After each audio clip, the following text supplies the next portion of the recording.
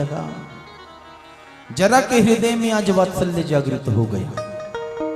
मन में विचार करने लगी कि महाराज बृहद्रथ इन्होंने आज तक मुझे अपने राज्य से कभी नहीं निकाला। ये जानते हैं मैं राक्षसी हूं, परंतु फिर भी मुझे कभी कुछ नहीं कहा। मेरा भी कर्तव्य बनता है राष्ट्र के प्रति कुछ करने का, राज्य के प्रति कुछ करने का। इसलिए ये संतान राजा की है, मैं राजा को ये संतान देके राजा के ऋण को चुकाऊंगी। बड़ा सुंदर रूप बनाया जरा ने, और सुंदर रूप बना के वो जरा राजा के राज्य में पहुंचे। प्रभु प्रणाम किया राजा को और कहा, राजन ये आपका पुत्र है, इसे आप संभालिए। राजा ने कहा, देवी क्यों परिहास करती हो? मेरा पुत्र हुआ था परंतु वो जीवित नहीं रहा। जरा ने सारी बात बताई कि हे राजन, आपके राज्य में भटका करती थी मैं, पीछे पड़े हुए टुकड़े मिले, मैंने इन्हें जोड़ा, ये जीवित हो गए। मेरा भी कोई आपके प्रति ऋण बनता था जो आज मैं उतारने आई हूं, इसे आपको स्वीकार करना पड़ेगा, आपका ही पुत्र है। राजा बड़ा प्रसन्न हुआ। राजा उस बालक को हाथ में लेता है और जरा उस बालक को बड़े बड़े आशीर्वाद देती है कि जो जरा से उत्पन्न हुआ है उसका नाम होगा, जरा ने संधि करी थी ना इसकी, इसलिए इसका नाम हुआ जरासंध। प्रभु इस बालक ने भूत भावन भोलेनाथ की बड़ी तपस्या करी, बड़ी उपासना करी, जिसके फलस्वरूप इसकी मृत्यु कठिन हो गई थी। परंतु प्यारे भगवान कहते हैं, मेरी से बनाई हुई वस्तु में भी अगर कोई विकार आ जाता है उसे भी मैं एक दिन समाप्त कर देता हूं। विकार आ गया था जरासंध में, दुर्गुणों का साथ जरासंध ने दिया। इसी का परिणाम हुआ कि आज भगवान स्वयं इसे मारने के लिए भीमसेन को लेकर, अर्जुन को लेकर पहुंचे थे। गोविंद कह रहे हैं भीमसेन को, अरे भैया लड़ते लड़ते कभी थोड़ा हमारी ओर देख लिया करो, शायद हम तुम्हारी कोई मदद कर सकें। भीमसेन कहते हैं, हे गोविंद, मैं युद्ध मनोयोग से करता हूं, जरासंध का एक प्रहार शरीर को समाप्त कर देता है। अब मैं आपको देखूं या युद्ध करूं? गोविंद कहते हैं, अरे नहीं बड़े भैया, हम तो बस इतना कह रहे थे कि अगर तुम थोड़ा सा हमारी ओर देख लो तो शायद हम तुम्हारी कोई मदद कर दें। कहा, ठीक है प्रभु। अगले दिन बड़ा भारी युद्ध हुआ, प्रहार पे प्रहार होने लगे और भीमसेन का शरीर शिथिल होने लगा। भीमसेन भगवान की ओर आर्त भाव से देखने लगा, गोविंद रक्षा करो। भीमसेन की आर्त भाव को देख के भगवान ने देरी ना लगाई, एक तिनका उठाया भगवान ने, बीच में से फाड़ा और दो विपरीत दिशाओं में डाल दिया। समझ गए भीमसेन, और उसी समय समझ गए जरासंध भी। युद्ध पे युद्ध होने लगा, प्रहार पे प्रहार होने लगा और आक्रामकता के साथ जरासंध भीमसेन पे प्रहार करता है। अंततः भीमसेन ने जरासंध को पटका, पांव पे पांव रखा और बीच में से चीर के दो विपरीत दिशाओं में डाल दिया। आज देवता पुष्प वृष्टि करते हैं। बोलो जरासंध मर्दन भगवान की जय। जय श्री राधे, जय जय श्री राधे, जय जय श्री राधे। पुष्प वृष्टि होने लगी महाराज चारों दिशाओं में। बंदी गृह से मुक्त किया समस्त राजाओं को और कहते हैं, राजसूय यज्ञ की आज तैयारी होने लगी। प्रभु भरी सभा में ये बात हुई कि अग्र पूजा किसकी होनी चाहिए। अग्र पूजा किसकी होनी चाहिए? पांडवों ने अनुमोदन किया कि अग्र पूजा के लिए तो केवल कृष्ण ही योग्य हैं, इसलिए सबसे पहली पूजा भगवान श्री कृष्ण की होनी चाहिए।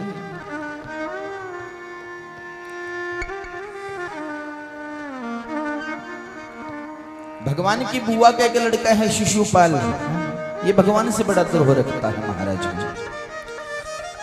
ये भरी सभा में खड़ा हो गया, अरे इसकी पूजा, ये रण छोड़, ये ग्वालिया, ये वो ये न जाने भगवान को वो क्या क्या बोलता है। पांडव खड़े हो जाते हैं, बस कर शिशुपाल, एक शब्द भी बोला तो तेरी गर्दन धड़ से विलग है जाएगी। भगवान ने रोक दिया, नहीं भैया,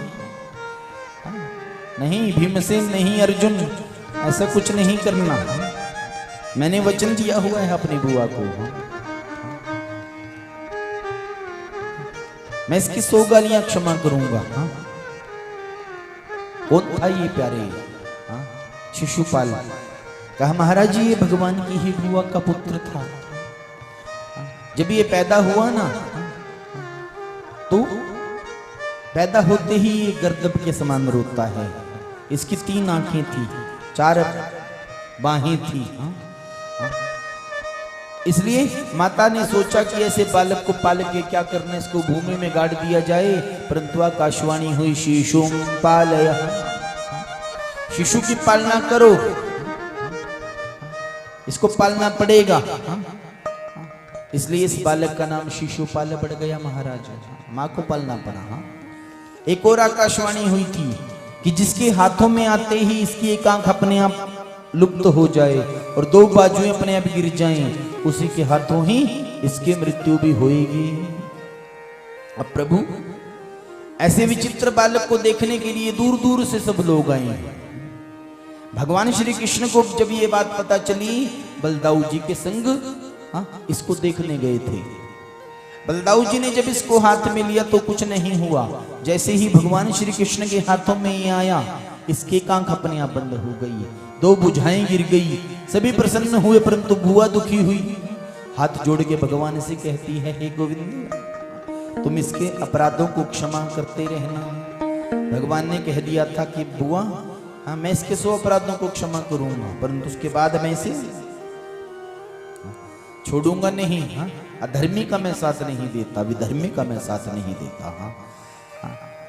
कहते हैं ये शिशुपाल उसी समय से ही भगवान से द्रोह रखने लगा था महाराज। तब से ही द्रोह रखता था। और भगवान से द्रोह रखने वाले का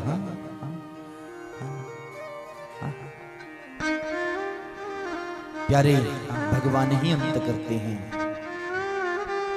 जाके प्रिय नाराम वैदेही तजियता ही कोटि वैरी समय यद्यपि परम स्नेही। जाके प्रिय नाराम वैदेही, जिनके प्रिय भगवान नहीं है प्यारे, ऐसे चाहे वो अपना कितना ही प्रिय हो, कैसे प्रिय को भी छोड़ देना चाहिए। धर्म ये बात कहता है। आज मानो गालियां देता है भगवान को, वो भगवान ने क्षमा किया, बहुत क्षमा किया। जब 90 गालियां हो गई, भगवान ने कहा बस कर शिशुपाल। शिशुपाल और ज्यादा गालियां देने लगा, और ज्यादा बोलने लगा। अंततः जैसे ही अंतिम गाली दी, भगवान ने सुदर्शन चक्र चलाया। शिशुपाल की गर्दन कट के धड़ से विलग हो गई। आतताई राजा वहां से भाग गए। कहते हैं जब ये चक्र चला था, भगवान की उंगली भी कटी, भगवान को भी चोट लगी। सब दौड़ी इधर उधर, अरे कुछ लाओ कुछ लाओ, भगवान को चोट लगी है, भगवान का रक्त बह रहा है। तब द्रौपदी आई दौड़ी हुई, और द्रौपदी ने अपनी कीमती साड़ी फाड़ी, भगवान की उंगली के ऊपर बांध दी। भगवान ने कहा, हे देवी, हे द्रौपदी, मेरे इस छोटे से चोट के लिए तुमने इतनी कीमती साड़ी फाड़ के मुझे बांधी। द्रौपदी कहती है, हे प्रभु, हे गोविंद, आपकी चोट के लिए अगर मुझे अपने प्राण भी देने पड़ जाते ना, हे गोविंद, वो भी कम थे। मेरे भगवान ने द्रौपदी को वचन दिया, हे द्रौपदी, जा तुझे मैं वचन देता हूं, छोटी सी चोट के लिए तूने अपनी साड़ी फाड़ के मुझे बांधी। जब कौरवों की भरी सभा में तेरी लाज के ऊपर कष्ट आएगा, मैं तेरे लिए वस्त्रावतार लेके आऊंगा। और प्रभु कहते हैं मेरे भगवान ने उस वचन को निभाया। जब भरी सभा में आज वो दुशासन द्रौपदी की साड़ी खींचता है, तो वो द्रौपदी पुकारती है, हे द्वारिकाधीश मेरी रक्षा करो, हे द्वारिकाधीश मेरी रक्षा करो। बाद में पूछा था द्रौपदी ने भगवान से, प्रभु आने में इतनी देर क्यों करी? भगवान ने कहा द्रौपदी को, द्रौपदी मैं तो कब से तेरे द्वार पे आके खड़ा हो गया था, परंतु तूने मेरा नाम नहीं लिया, मुझे कृष्ण नहीं पुकारा, मुझे घनश्याम नहीं पुकारा। तूने कहा हे द्वारिकाधीश मेरी रक्षा करो। तेरे लिए मुझे यहां से फिर वापस द्वारिका जाना पड़ा और मुझे द्वारिकाधीश बन के फिर आना पड़ा, इसलिए आने में देरी है गई बहना। कि भगवान को आप जिस रूप में पुकारोगे ना, भगवान वही बन के आएंगे मेरे प्यारे, वही बन के आएंगे। जैसा तुम चाहोगे वैसे बन के आएंगे। हमारे मन की पुकार सच्ची होनी चाहिए। परमात्मा तो वैसे ही आते हैं जैसा हम चाहते हैं। दुशासन साड़ी खींचता है और मेरे भगवान साड़ी में प्रवेश करते हैं। साड़ी में छुपे मुरारी, ओ साड़ी में छुपे मुरारी, तेरी लाज पे जाऊं मैं वारी। साड़ी में छुपे मुरारी, तेरी लाज पे जाऊं मैं वारी। हे द्रौपदी, हे बहना, तेरे लिए मैं वस्त्रावतार लेके आ गया हूं। 10,000 हाथियों का बल था दुशासन में, खींचते खींचते भी वो गिर गया प्यारे।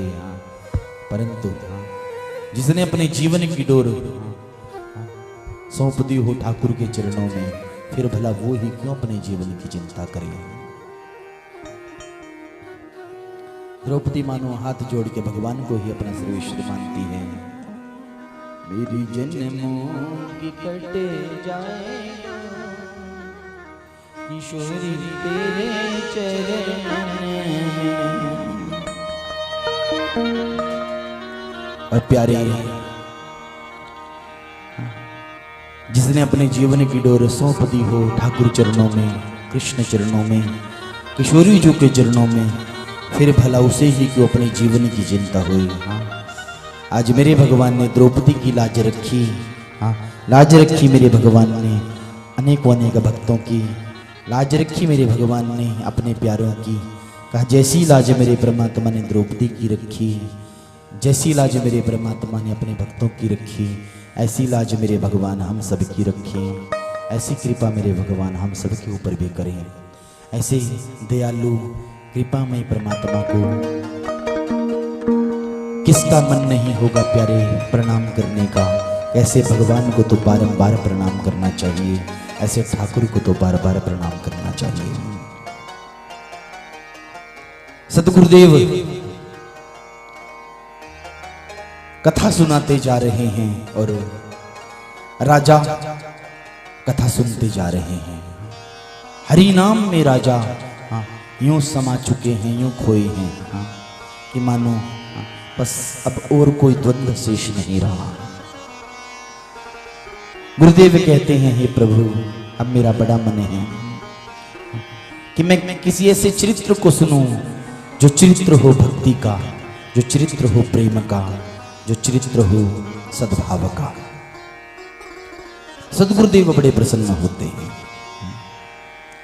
और चरित्र सुनाते हैं श्रीमद् भागवत महापुराण का, वो परम पवित्र परम पावन अध्यात्म की जो चरम सीमा है, ज्ञान की जो पराकाष्ठा है, भक्ति का जो वास्तविक सदमार्ग है और प्रेम का जो अनुगत कृपा कराने वाला रास्ता है, वो चरित्र है श्री सुदामा जी महाराज का।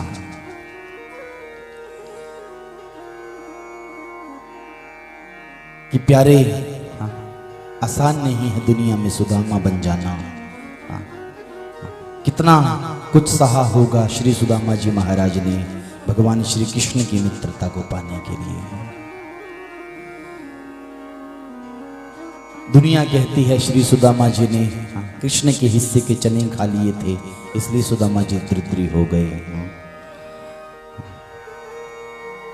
प्यारे वो दरिद्री के चने नहीं थे, वो चने हाँ, वास्तव में सारे जगत की दरिद्रता को जिस सुदामा ने अपने ऊपर ले लिया, हाँ, वही कथा आज हम शुरू करते हैं। एक जंगल में बुढ़िया मैया रहा करती थी, छोटी सी कुटिया में। मैया भक्ति में सदा लगी रहती थी, सदा भक्ति धर्म को करती थी।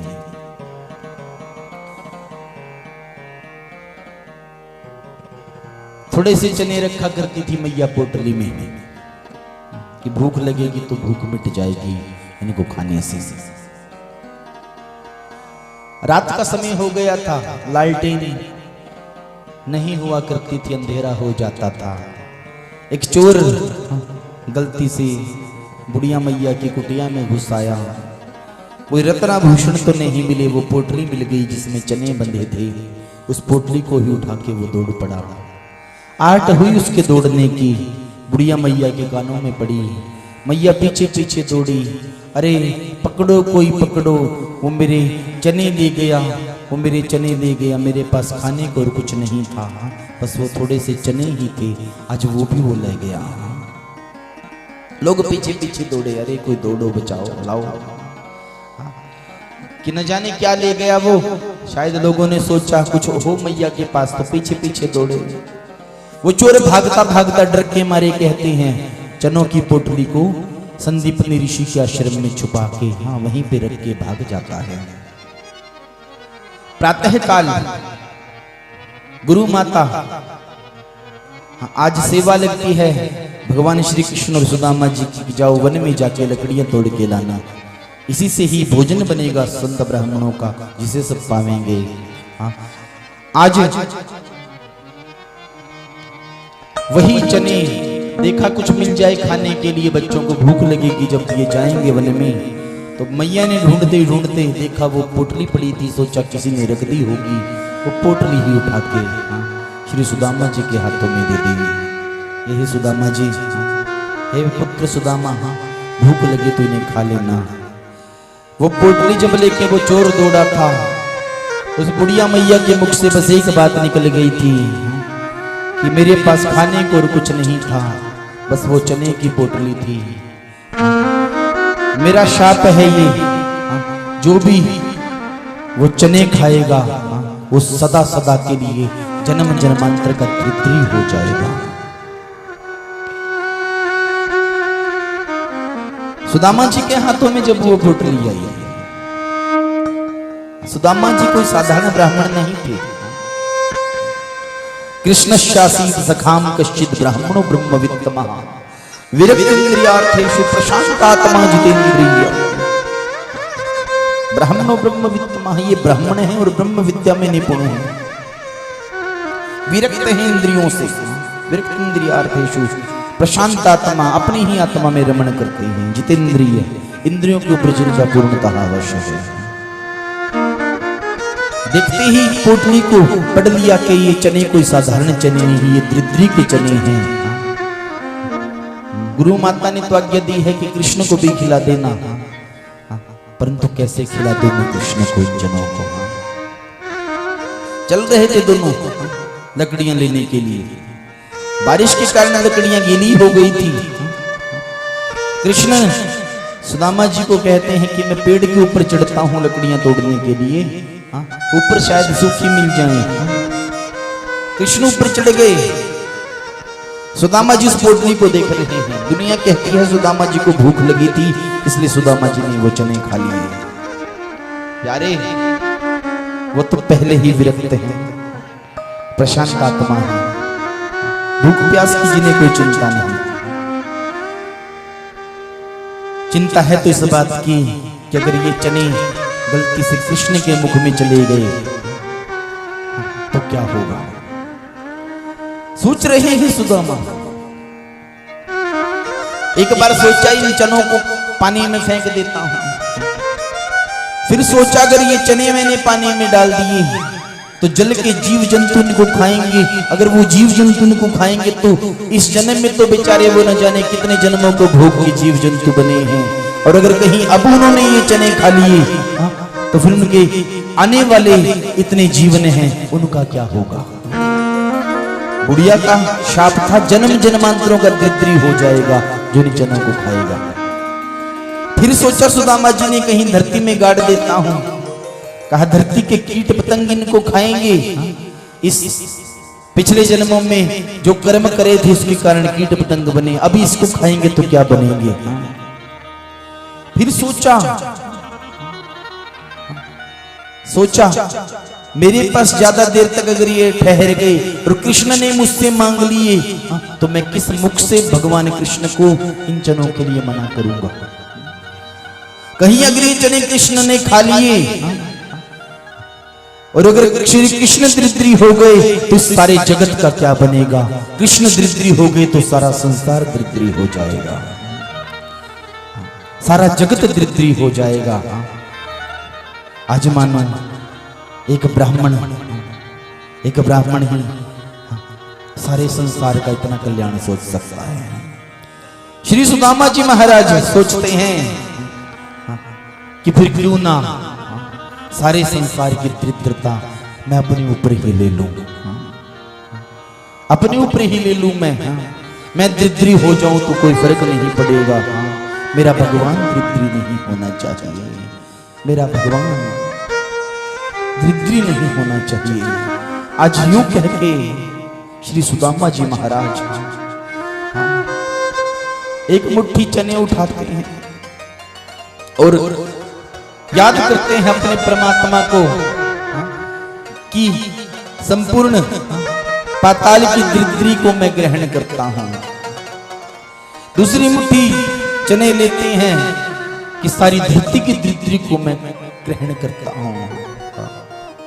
और तीसरी मुट्ठी देते हैं कि मानो यही लोक परलोक तो क्या मैं उस लोक की दरिद्री को भी अपने जीवन में लेता हूं, कहीं एक चने का दाना भी संसार में ना चला जाए। और यूं कह के श्री सुदामा जी महाराज ने वो 3 मुट्ठी चने कहते हैं उन्हें खाया। प्यारे, ये चरित्र है सुदामा जी का, ऐसा त्याग है सुदामा जी का। कथा का प्रारंभ होता है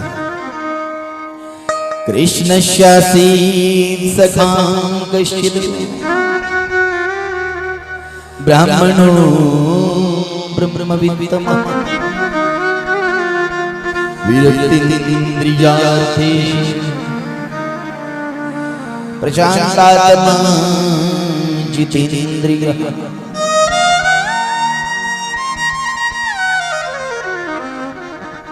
परम सखा थे कृष्ण के,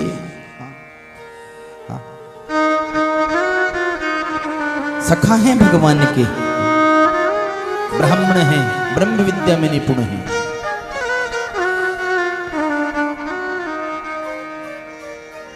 छत दे रखी है भगवान ने, परंतु इतने बड़े बड़े छेद पड़े हैं छत में कुटिया के। सूर्य देवता का जब मन करे बिन बुलाए आ जाए, इंद्र का जब मन करे बिन बुलाए अंदर आ जाए बारिश के रूप में। परंतु सुदामा जी महाराज अपने आप को दरिद्री नहीं कहते।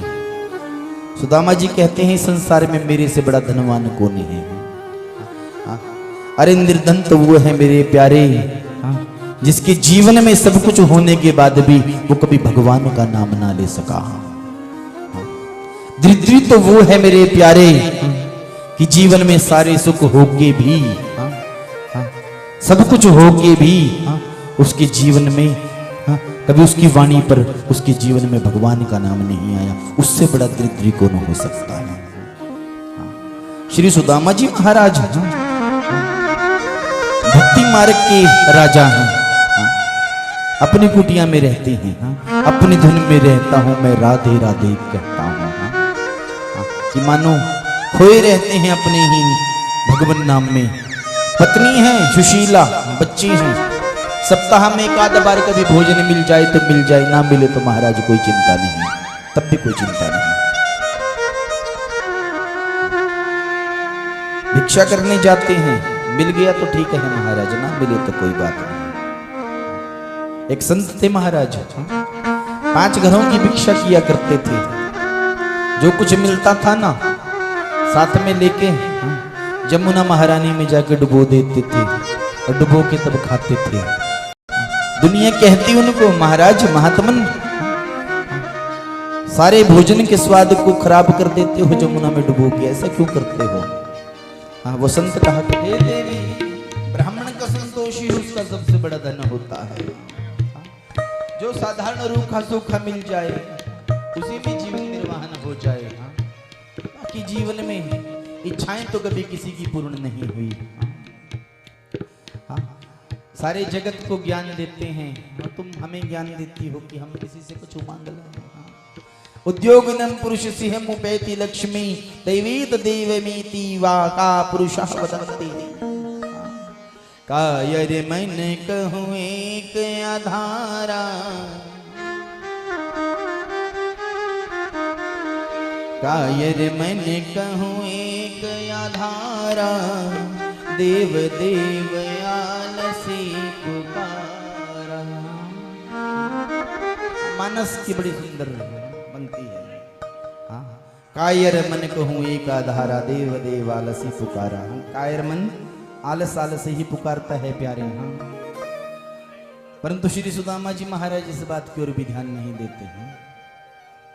कहा ज्यादा इच्छाएं क्या रखनी प्यारे। हाँ, परमात्मा ने छत दी है, ज्यादा बढ़िया नहीं दी तो क्या बात है। हाँ, भोजन तो दिया है ना, 56 प्रकार के नहीं दिए, दाल रोटी तो दी है। हाँ,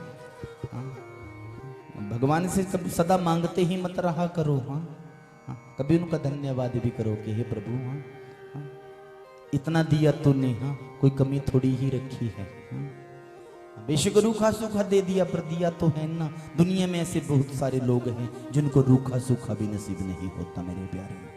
हाँ, कितनी दुनिया है ऐसी, हाँ, जिन्हें एक पल का, हाँ, हाँ, एक समय का भोजन भी नहीं मिलता। हमें तो भगवान ने 3 समय का दिया है। हाँ, धन्यवाद करते रहिए अपने परमात्मा का। बड़ा समझाया सुशीला ने, अंततः अंत तो गत्वा। सुशीला ने एक बात कही कि हे प्रभु, मैंने सुना है भगवान का दर्शन मात्र करने से जीव के सारे अग समाप्त हो जाते हैं, पाप समाप्त हो जाते हैं। क्यों ना आप एक बार द्वारिकाधीश जाके भगवान का दर्शन कराओ। एक बार जाओ ना प्रभु, एक बार तो जाओ। श्री सुदामा जी महाराज ने कहा कि हे देवी, चला तो मैं जाऊं, परंतु वो द्वारिकाधीश हैं। राजा के समक्ष, गुरु के समक्ष, कभी खाली हाथ नहीं जाना चाहिए। सदगुरु के पास जाओ तो ज्यादा ना हो सके तो 2 फल ही लेके चले जाओ। राजा के पास जाओ तो कोई भेंट लेके तो जानी चाहिए। हाँ, खाली मैं कैसे चला जाऊं महाराज। कोई व्यवस्था कर दो देवी तो मैं जाऊं। हाँ, सुशीला जी ने सोचा ऐसे तो ये जाएंगे नहीं, मुझे कुछ तो करना पड़ेगा। और कहते हैं सुशीला आज 3 अलग अलग घरों से 3 मुट्ठी चावल लेके आई। एक मुट्ठी चावल जिनमें घुन लगे थे, एक मुट्ठी चावल जो टूटे हुए थे, एक मुट्ठी चावल जिनमें कीड़े पड़े थे। वो कृष्ण भी देख ले उसके भक्त की क्या दशा है। और मानो पोटली में बंधी वो 3 मुट्ठी चावल, और श्री सुदामा जी महाराज अपने मार्ग पे चलते हैं। गोविंद जय जय गोपाल जय जय, गोविंद जय जय गोपाल जय जय, गोविंद जय जय गोपाल जय जय, गोविंद जय जय गोपाल जय जय। राधा रमण हरि गोविंद जय, राधा रमण हरि गोविंद जय, राधा रमण हरि गोविंद जय, राधा रमण हरि गोविंद जय।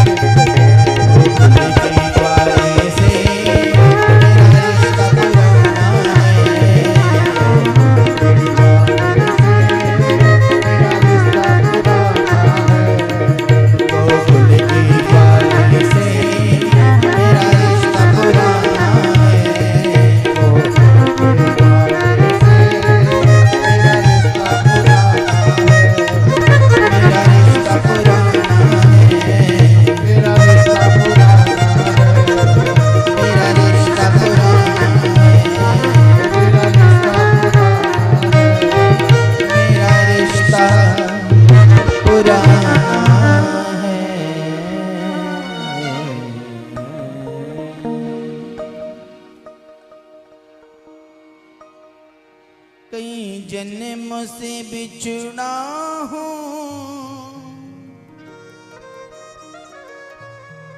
मोह माया में जकड़ा हूँ,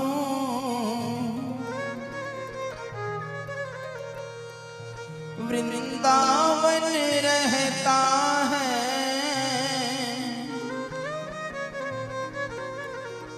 वृंदावन रहता है,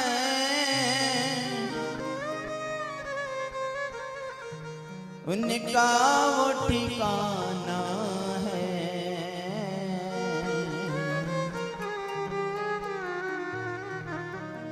गोकुल के ग्वाले से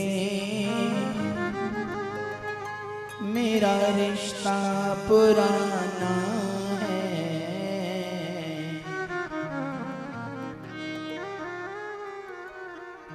और प्यारे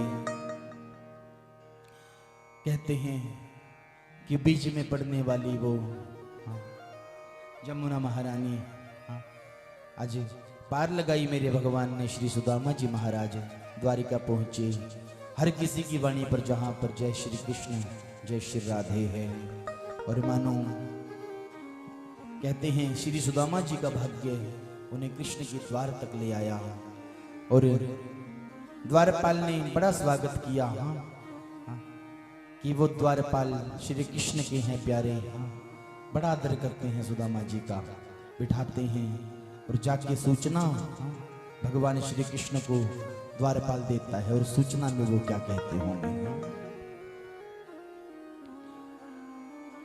शीशे पे गन जगत ने में प्रभु जाने को वहीं बस के ही ग्रामा।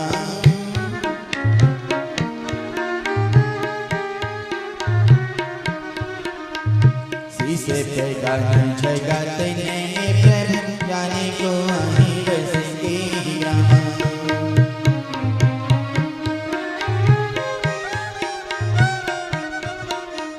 धोती फटी सी लटी तो पेटियर, धोती फटी सी लटी तो पेटियर, पाइयों पारने की नहीं सामा। शीशे पर गाना जगत ने में प्रभु जाने को वहीं बस के ही ग्रामा।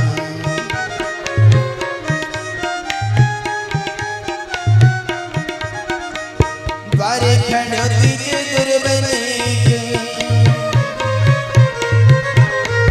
द्वारे खड़ो तीज दुर्बने रहो चेकी सोम सुधा मेरा। पूछ तेरी है दयाल को धाम बतावत अपनो नाम सुदामा।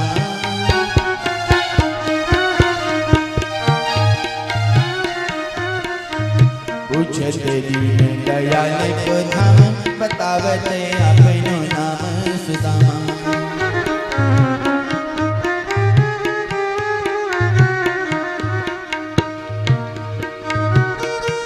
द्वारपाल ने जाके भगवान को प्रणाम किया। हे नंदाता मेरा अपराध क्षमा हो। एक अति से निष्ठाय ब्राह्मण जिसके तन पर कोई वस्त्र नहीं, अजीर्ण दिखाई देता है कई दिनों से, ना सिर पे पगड़ी है ना पांव में पहनियां हैं, चरण विदीर्ण हैं। हे प्रभु जब मैंने उसका नाम पूछना चाहा तो उसने मुझे अपना नाम बताया सू। और जैसे ही मुख से सू निकला भगवान अपने सिंहासन से खड़े हो गए। कहा उसने अपना नाम बताया सुदामा। भगवान दौड़े दौड़े भगवान और दौड़ के अपने नेत्र को कहते हैं अपने हृदय से लगाया।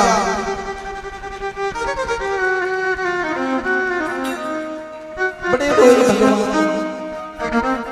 अपने प्यारे को देख के और कहते हैं बड़े ही आदर के साथ श्री सुदामा जी महाराज को भगवान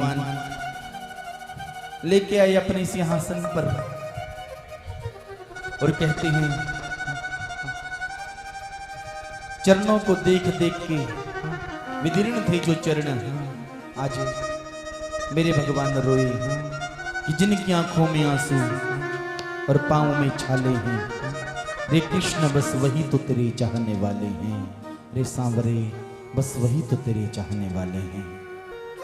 आंखों में आंसू लेके आज श्री सुदामा जी महाराज पाँव में बड़े बड़े छाले पड़े हैं। रानियों को कहा, रानियों जाओ गर्म जल लेके आओ। रानियां इतनी देर में जल लेके आती। इससे पहले तो भगवान श्री कृष्ण उन पांवों की विदीर्णता को देख के अपने आंसुओं से ही सुदामा जी के पांव धुलाते हैं। कि प्यारे, जब किसी के पांव फट जाएं, पांवों में घाव पड़ जाए तो नमक डाल के सिकाई होती है, परंतु आंसू तो पहले ही नमकीन होते हैं मेरे प्यारे, आंसू तो पहले ही नमकीन होते हैं। आज रो रहे हैं भगवान और मानो कह रहे हैं, ऐसी भी हाल विहाइन सोपग कंटे के जागल के पूनी जोई।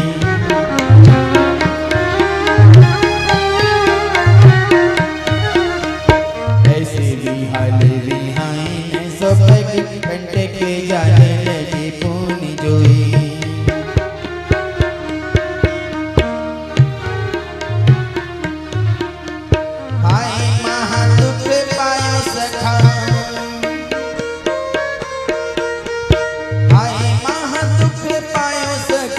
तुम आए तेना की दिन कोई, देख सुदामा की दीन दशा, करुणा करके करुणा निधि रोए।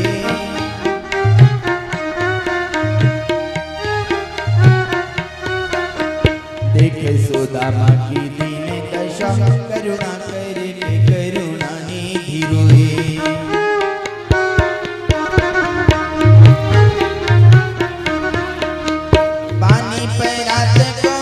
छुओ नहीं, पानी पर रात तो हाथ छुओ नहीं, नैनन के जल सौंप के धोए। देखे सुदामा की दीन दशा, करुणा करके करुणा निधि रोए।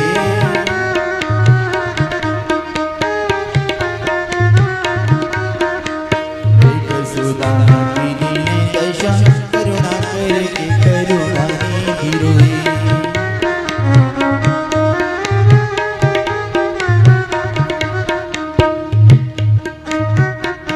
आज भगवान सुदामा जी के चरणों को देखेंगे।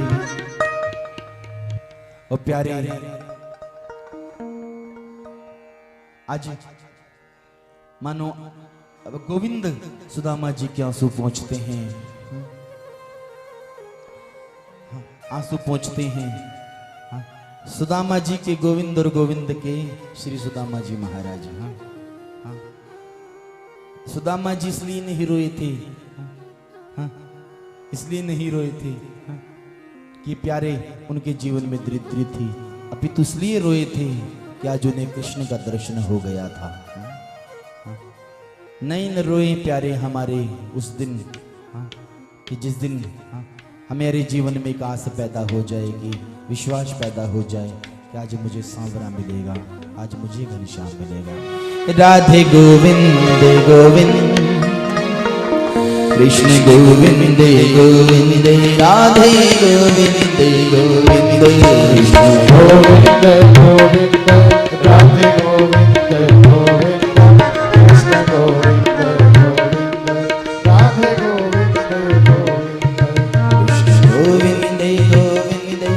राधे गोविंद गोविंद कृष्ण गोविंद गोविंद, राधे गोविंद गोविंद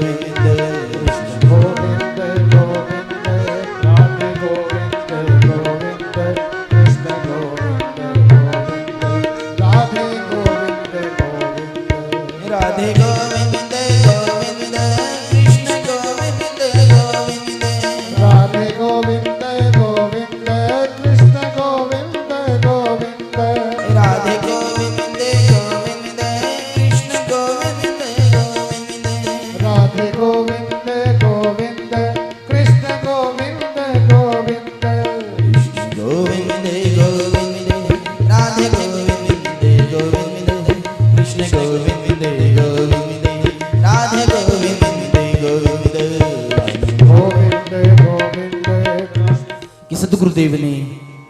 बड़ा ही पवित्र, बड़ा ही पावन श्री सुदामा जी महाराज का चरित्र सुनाया।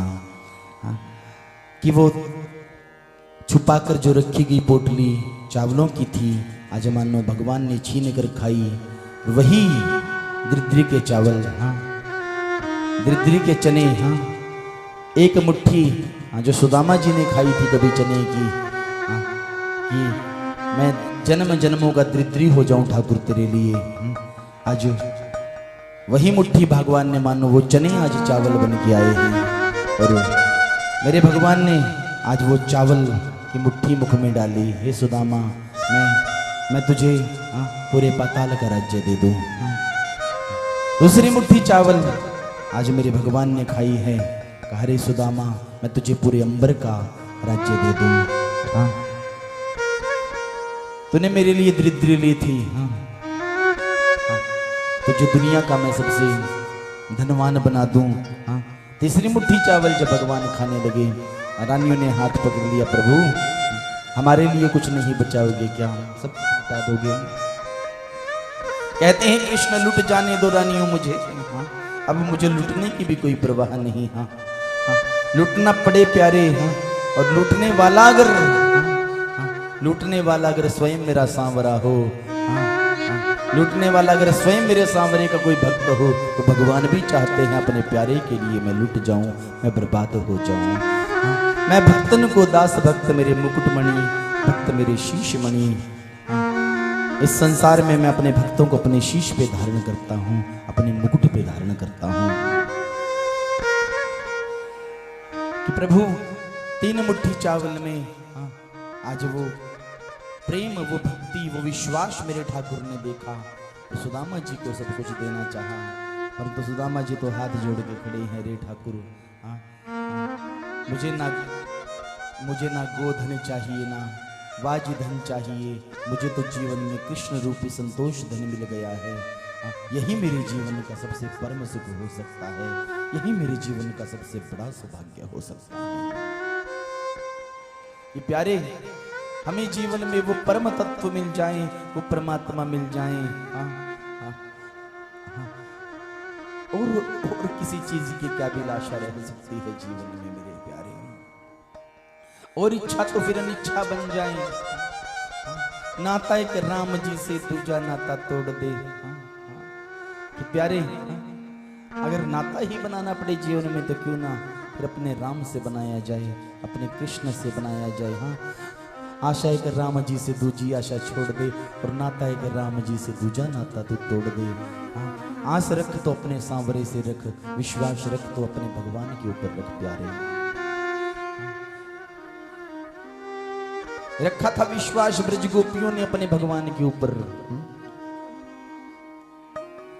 हाँ, लो बुझ रही थी जीवन में जब, हाँ, विश्वास की, तो एक डोर मेरे जीवन में स्वतः आई, और उस डोर को, हाँ, संग लेके आई वो किशोरी जो वो राधा रानी, हाथ में पकड़ाया मुझे अपना हाथ, हाँ, और मानो मेरे जीवन को उस डोर ने बदल दिया। एक विश्वास ही है प्यारे जो जीव को परमात्मा से जोड़ सकता है, बाकी इस जगत में दूसरा कोई संसाधन नहीं हो सकता।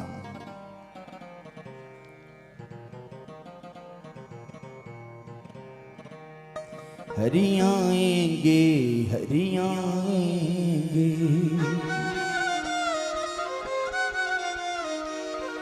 ओ हरि आएंगे, हरि आएंगे,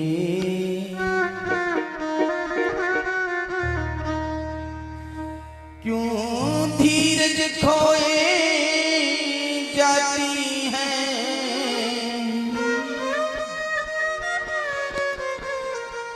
क्यों धीरज खोए जाती है, हरि आएंगे, हरि आएंगे,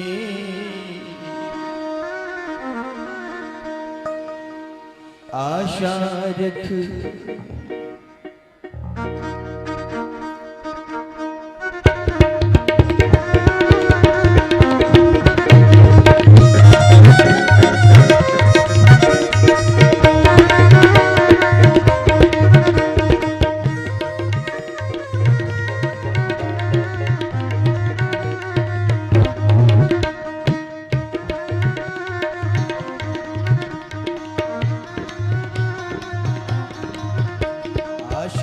रख पगली आएंगे, आशा रख पगली आएंगे, धीरज रख पगली आएंगे, वो धीरज रख पगली आएंगे। क्यों धीरज खोई जाती है, क्यों धीरज खोए जाती है, क्यों धीरज खोई जाती है, क्यों धीरज खोए जाती है।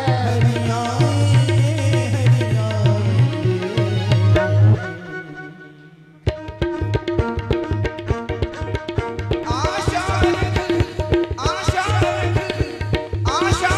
पगली आएंगे, धीरज रख पगली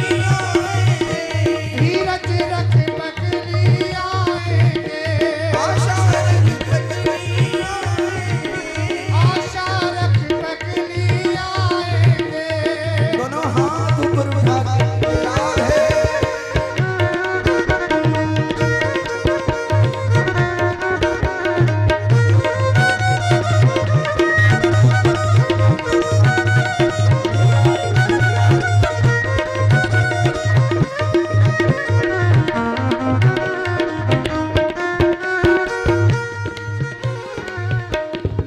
किस स्थिति में आएंगे वो, कैसी आएंगे? मकरा कृत कुंडल छलका के, मकरा कृत कुंडल छलका के, तिरछी चितवन से मुस्का के, कलियों का यौवन शर्मा के, घुंघराली अलकली बिखरा के, अधरामित भर के मुरली में, अधरामित भर के मुरली में, अधरामित भर के मुरली में, होली के रसिया आएंगे, होली के रसिया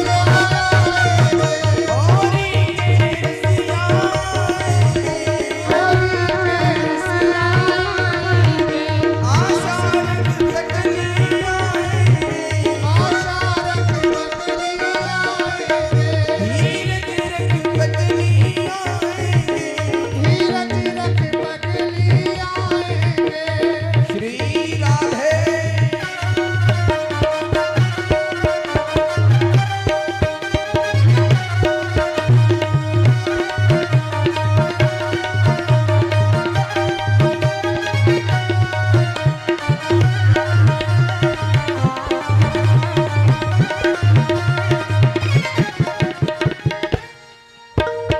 सुनो, जो दुनिया के डीजे पे नाचता है उसे 84 के चक्करों में नाचना पड़ता है प्यारे, परंतु जो भगवान के आगे नाचता है ना उसे फिर 84 के चक्करों में नहीं नाचना पड़ता। एक बार खड़े हो गए आनंद में राधे राधे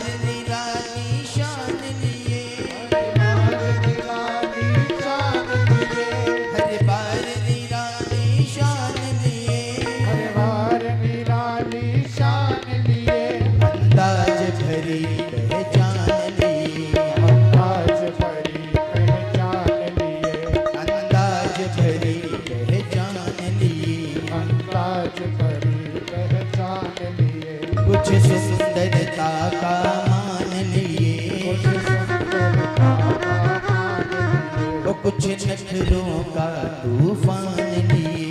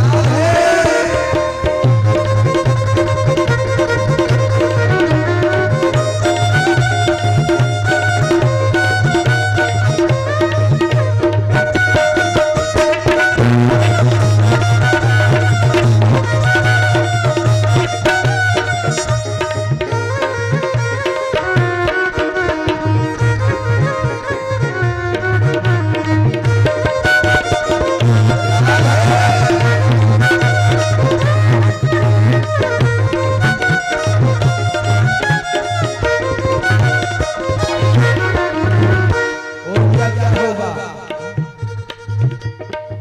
रजनी होगी तारे होंगे, रजनी होगी तारे होंगे, रजनी होगी तारे होंगे, रजनी होगी तारे होंगे, चंदा होगा प्यारे होंगे, चंदला होगा प्यारे होंगे, तेरे होंगे सारे होंगे, तेरी होगी सारे होंगे, यमुना होगी किनारे होंगे, यमुना होगी किनारे होंगे, लहरों पे नैया खेलेगी, लहरों पे नैया डोलेगी, लहरों पे नैया खेलेगी, लहरों पे नैया खेलेगी, सावरिया पार लगाए, सावरिया पार लगाए, आशा रंग पगली आएंगे, आशा रंग पगली आएंगे, धीरज रंग पगली आएंगे, धीरज रंग पगली आएंगे, श्री राधे।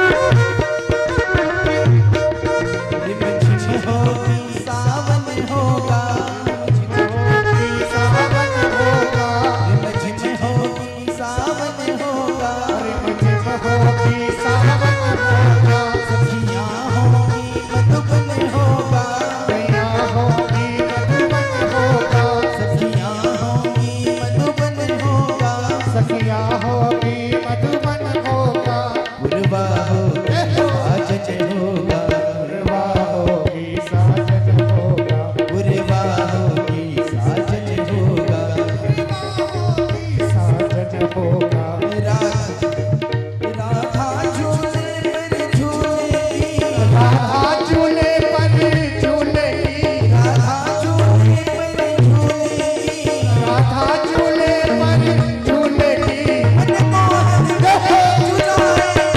मनमोहन झुलाएंगे, मनमोहन उन्हें झुलाएंगे, मनमोहन उन्हें झुलाएंगे, आशा रंग पगली आएंगे, आशा रंग पगली आएंगे, धीरज रंग पगली आएंगे, धीरज रंग पगली आएंगे, ऐसे नहीं जरा दोनों हाथ ऊपर उठा कर नाचते हुए आज आनंद में राधे।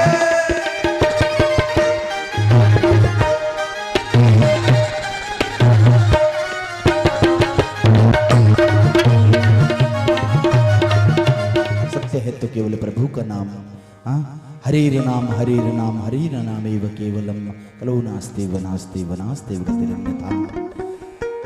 दत्तात्रेय उपाख्यान सतगुरु देव सुनाते हैं आगे चल के कि जीवन में शिक्षा कहीं से भी मिल जाए प्यारे, हमें ग्रहण करनी चाहिए और सद शिक्षा ही जीवन का सदाधार होना चाहिए। हाँ ऐसे सुंदर कथन को सतगुरुदेव सुनाते हैं कि एक बार महाराज याति के धर्मात्मा पुत्र यदु ने देखा कि एक त्रिकालदर्शी तरुण अवस्था ब्राह्मण निर्धन, हाँ निर्भय विचर रहे हैं। उनका अभिवादन कर यदु ने पूछा, ब्राह्मण आप कामना रहित भावना रहित कर्तव्य भावना से रहित हो निश्चल भाव से विचरण कर रहे हैं, जबकि संसार का प्राणी किसी न किसी कामना में प्रवृत्त रहता है। भगवान दत्तात्रेय बोले, राजन मैंने अपनी बुद्धि से गुरुओं का आश्रय लिया है, उनकी शिक्षा से इस जगत में मुक्त भाव से स्वच्छंद मैं विचरता हूं। तुम उन गुरुओं के नाम तथा उनकी शिक्षाओं को सुनो।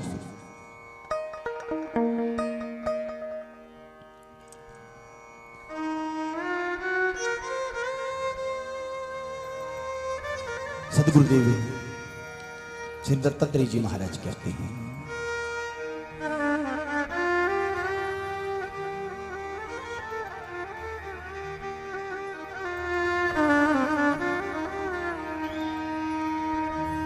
पृथ्वीर्वायु आकाश मापो अग्नि चंद्रमा रवि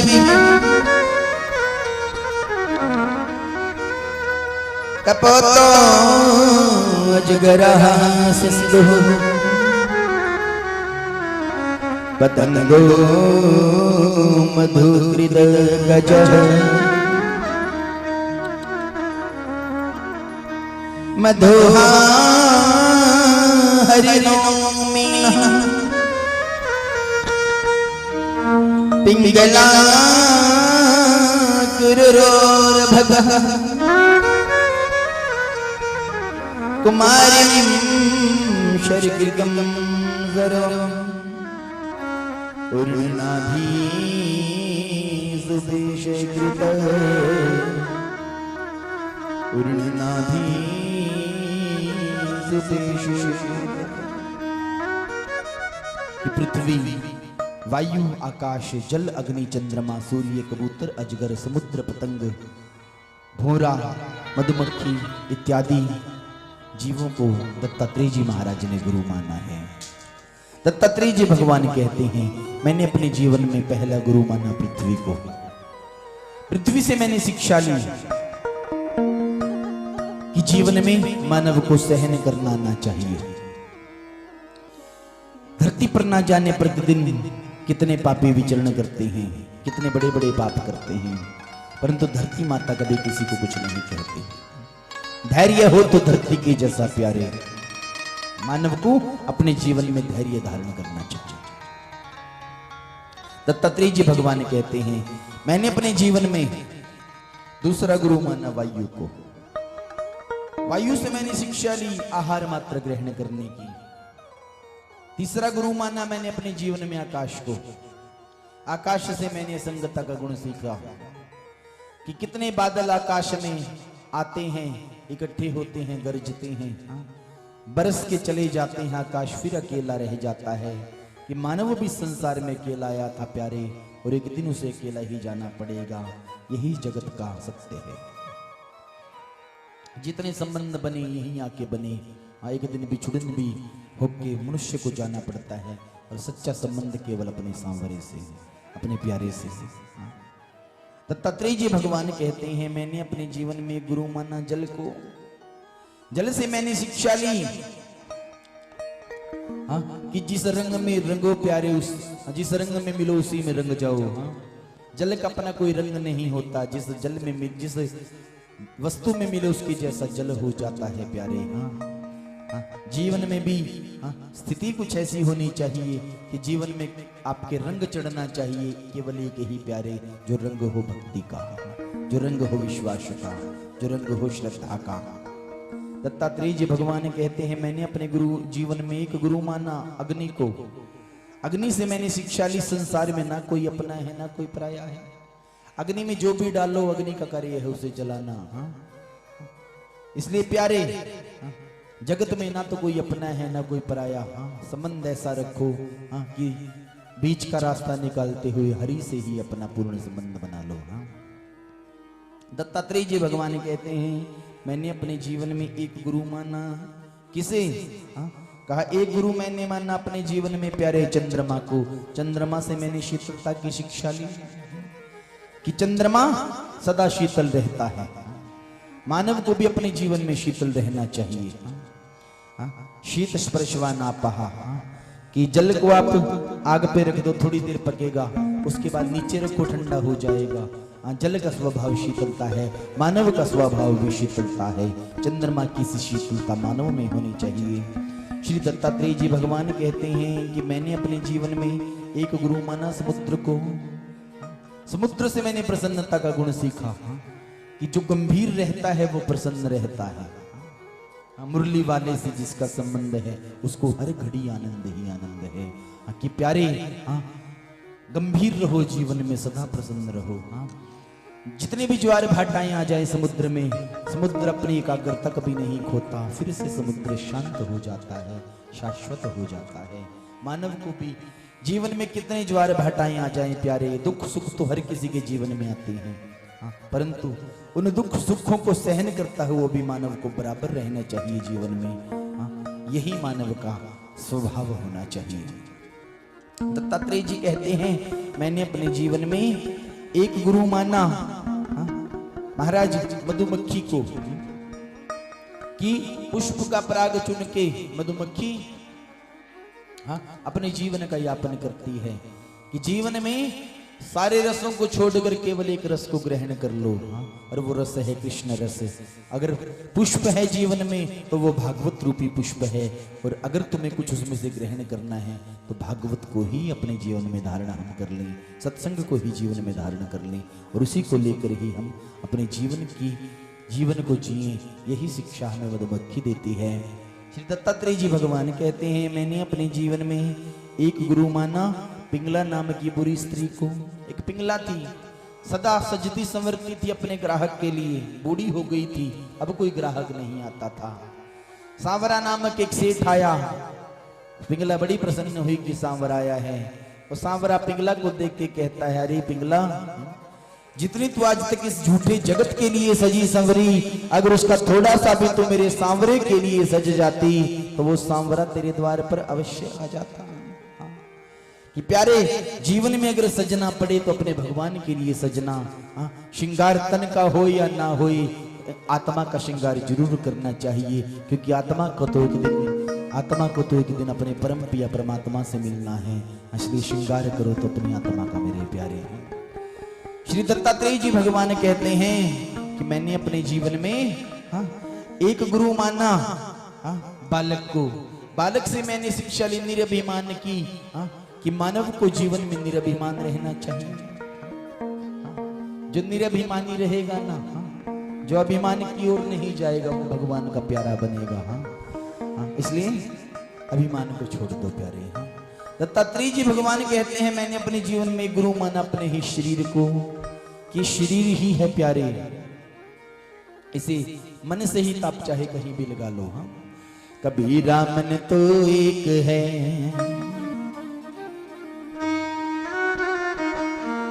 कबीरा मन तो एक है, चाहे जहां लगा, चाहे हरि को भजन कर, अजी चाहे विषय कमाई, चाहे हरि को भजन कर, अजी चाहे विषय कमाई। आशा ही परमं दुःखम्, नैराश्यं परमं सुखम्, यथा संचित्य कान्ताशां, सुखं सुष्वापय पिंगला, सुखं सुष्वापय पिंगला।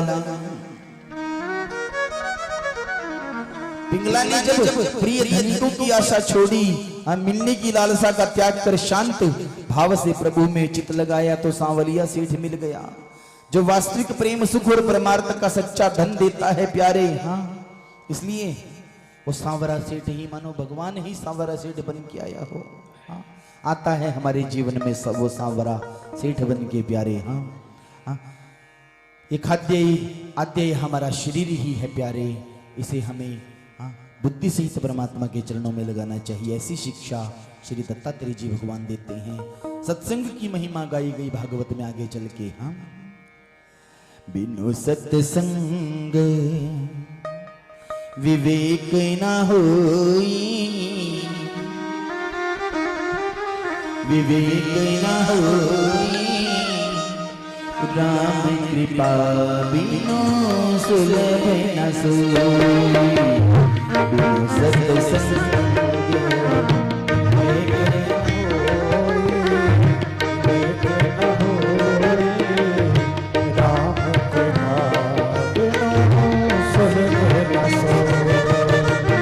सत्संग राम कृपा बिनु सुलभ न सोई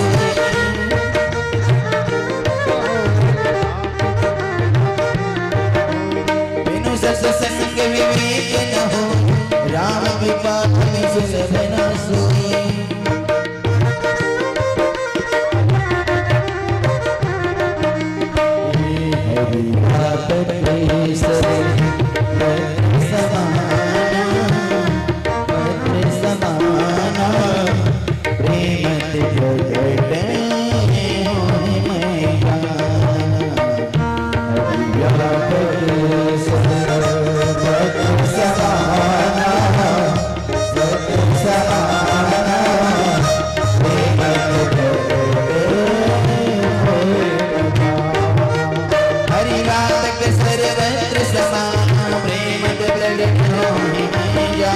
हरि भक्त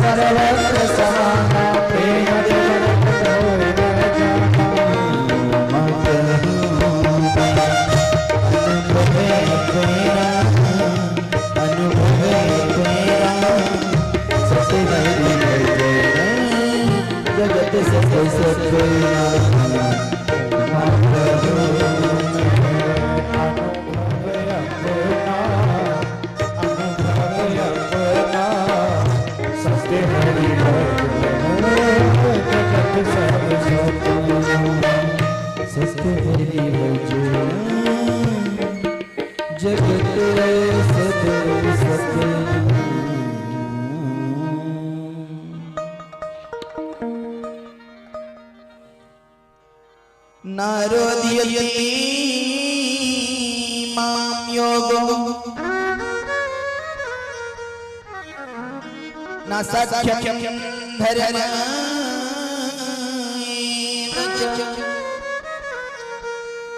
न स्वाध्याय तपस्त्याग निष्ठापूर्णं न दक्षिणा निष्ठापूर्णं न दक्षिणा। प्यारे रुद्रासुर प्रहलाद बलि बाणासुर विभीषण हनुमान जामवंत सुग्रीव गजेंद्र जटायु व्याघ्र को बजा ब्रज गोपियां यज्ञ पत्नियों ने सत्संग के प्रभाव से ही मुझे प्राप्त कर लिया। हाँ, उन लोगों ने न तो वेदों का अभ्यास किया था न यज्ञ आदि संपन्न किए थे, हाँ, न तपस्या ही की थी, केवल सत्संग का प्रभाव ही ऐसा है मेरे प्यारे। हाँ।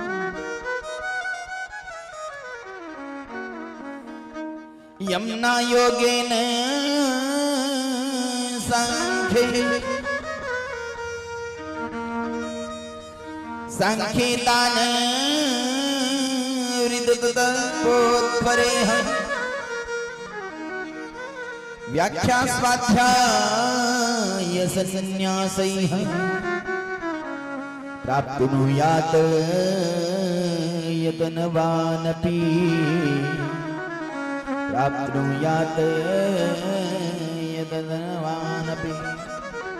उद्धव बड़े बड़े प्रयत्नशील साधक योग सांख्य दान व्रत तपस्या यज्ञ स्वाध्याय संन्यास आदि साधनों के द्वारा मुझे प्राप्त नहीं कर सके, परंतु सत्संग की महिमा, सत्संग की महिमा बड़ी व्यापक है कि सत्संग बड़े से बड़े रोग को भी समाप्त कर सकता है। जिसे भव के रोग लग जाएं प्यारे, कहा संसार के रोग लग जाएं तो डॉक्टर दूर कर सकता है, परंतु अगर किसी को भव का रोग लग गया हो क्या उसका भी कोई उपाय है प्यारे? हाँ, कहा हाँ उपाय है। जिसे भव का रोग लग गया हो उसके लिए उपाय है सत्संग, हाँ, उसके लिए उपाय है हरि नाम। तो इसलिए मेरे प्यारे जीवन में जीव को बार बार इस सत्संग का आश्रय लेना चाहिए। गुरु तत्वोपदेश का वर्णन भागवत में किया है कि दुर्लभो विषया त्याग दुर्लभ तत्व दर्शनम दुर्लभो सहजावस्था सदगुरु करुणाम विना, कि सदगुरु की करुणा के बिना प्यारे जीवन में सहज अवस्था नहीं आ सकती। इसलिए कोई ना कोई ब्राह्मण गुरु हमारे जीवन में हुए जो हमें सदमार्ग के पथ पर ले जा सके। ऐसी सदगुरु की शिक्षा श्री भागवत भगवान संपूर्ण जगत को देती है। हंसोपाख्यान भागवत में सुनाया गया कि प्यारे सत्वाद धर्मो भवेत वृद्धात पूसो मद भक्ति लक्षणः सात्विकोपासया सत्वं ततो धर्मः प्रवर्तते। सत्व रजतम तीनों बुद्धि के गुण हैं, आत्मा के नहीं। जब सत्व गुण की वृद्धि होती है तो प्यारे जीव को मेरे भक्ति रूपी स्वधर्म की प्राप्ति होती है। इसलिए जीवन को सत्व मार्ग पे ले जाने के लिए सत्संग से बढ़िया कोई मार्ग नहीं। और कहते हैं प्यारे तुरीय धाम अवस्था आगे चल के श्री कृष्ण उद्धव परिसंवाद भागवत में बतलाया गया। वदंति कृष्ण श्रेयांशी बहूनि ब्रह्मवादिनः तेषाम विकल्प प्रधानान्य मुताहो एक मुख्य यहाँ। उद्धव ने पूछा प्रभु आपने भक्ति को निरपेक्ष बताया किंतु अन्य ब्रह्मवादी महात्माओं ने अन्य साधन बताए, तो क्या वे सब के सब पृथक हैं? भगवान कहते हैं उद्धव भक्ति से बड़ा कोई सद्मार्ग नहीं, भक्ति से बड़ा कोई ज्ञान नहीं, भक्ति से बड़ा मुक्ति का कोई दूसरा संसाधन नहीं। इसलिए मानव को जीवन में भक्ति पथ पर आगे बढ़ना चाहिए। सिद्धियां और उनके लक्षणों का वर्णन, वर्णाश्रम धर्म निरूपण और कहते हैं भिक्षु गीत अवधूत उपाख्यान आगे चल के गाया गया। अनेकों अनेक भागवत के प्रसंग भागवत धर्म की चर्चा करी गई आगे चल के। कुर्यात सर्वाणि कर्माणि मदर्शन गई स्मरण मय्यर्पित मनश्चित्तो मदमती मनोरति मदमती मनोरति। हे उद्धव भक्त को चाहिए कि अपने समस्त कर्म मेरे लिए करे और उनके करते हुए उन समस्त कर्मों को करते हुए केवल मेरा ही स्मरण करे, केवल मेरा ही स्मरण करे। ये यथा माम प्रबंधन्ते तास्तथैव भजाम्यहम् मम वर्तमान वर्तन्ते मनुष्यः पार्थ सर्वशः। जो मुझे जैसे भजते हैं वो मुझे वैसे ही पाते हैं। इस रहस्य को जानकर बुद्धिमान पुरुष मेरे ही मार्ग के अनुसार वर्तते हैं, ऐसा गीता कहती है। ततो भागवत उद्धवे निर्गते वनम द्वारवत्याम किम करोद भगवान भूत भावना भावना। श्री सुखदेव जी बोले परीक्षित भगवान श्री कृष्ण अपनी सुधर्मा सभा में बैठे और सभासद संग बैठे हैं। आज वो स्थिति आई कि भगवान प्रवाल क्षेत्र में कहते हैं कि उपदेश देते हैं कलयुग के राजवंशों का, कलयुग के धर्मों का, कि कली काल में कैसे कैसे धर्म होंगे। प्यारे कली काल की स्थिति बड़ी भयानक है। आज हम सब देख रहे हैं कि कलयुग घोर अपनी चरम सीमा पर है। आज क्या से क्या घटित हो रहा है। वर्णन किया गया भागवत जी में कि कलयुग की स्थिति कैसी होगी। कि कलयुग में मनुष्य विषयी अश्रद्धालु और कहते हैं कि जीवन में उस जीव के घन अंधकार छाया होगा अज्ञान का। निराकरण नहीं मिलेगा कली काल के जीव को।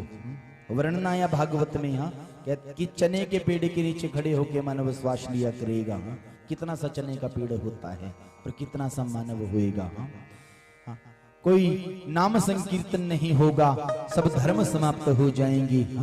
प्यारे सारे रिश्ते नाते धूमिल हो जाएंगे कली काल में। परंतु बचेगा कौन इस कली काल के प्रभाव से? बच कौन सकता है? कहा प्यारे बस वही बच सकता है जिसने भागवत के को ही अपने जीवन का सर्वाधार मान लिया हो। जो भागवत के शरणागत हो जाएगा बस वो बच जाएगा। इसलिए प्यारे आओ हम और आप सब भागवत के शरणागत हो जाएं। प्रवाल क्षेत्र में मेरे भगवान लेटे हैं।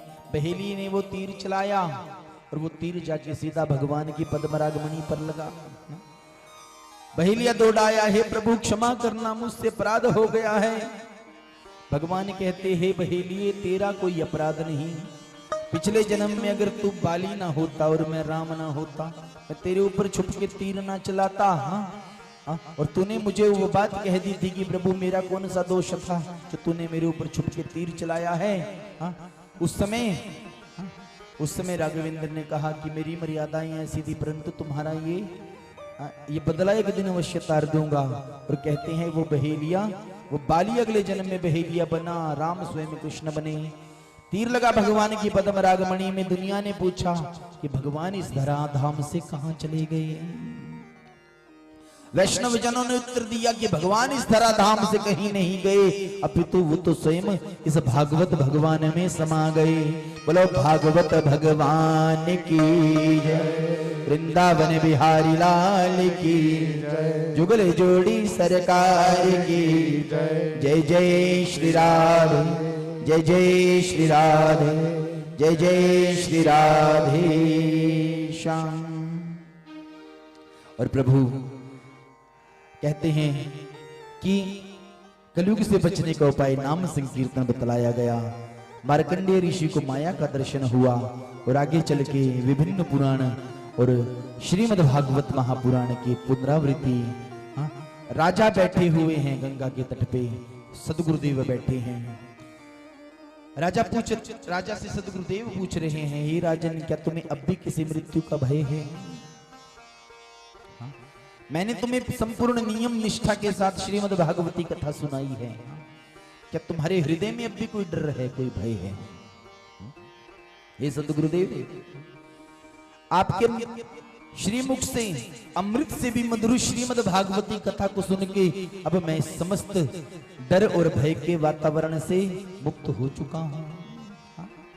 इसलिए हे सदगुरुदेव, अब तो एक तक्षक तो क्या हजारों तक्षक आके भी मुझे एक समय पे काट लें, तब भी मुझे कोई डर नहीं। इसलिए हे सदगुरुदेव, आपने मेरे ऊपर बड़ी कृपा करी। अपने मन के भाव से सदगुरुदेव को विदाई दे रहे हैं राजन, प्रणाम कर रहे हैं। ओ हरि की कथा सुनाने वाले, प्रभु की कथा सुनाने वाले, तुमको लाखों प्रणाम, तुमको लाखों प्रणाम, तुमको लाखों प्रणाम, तुमको लाखों प्रणाम, तुमको लाखों प्रणाम, तुमको लाखों प्रणाम, तुमको लाखों प्रणाम। हम डोल रहे थे मन में, सुध खो बैठे थे तन में, हम डोल रहे थे वन में,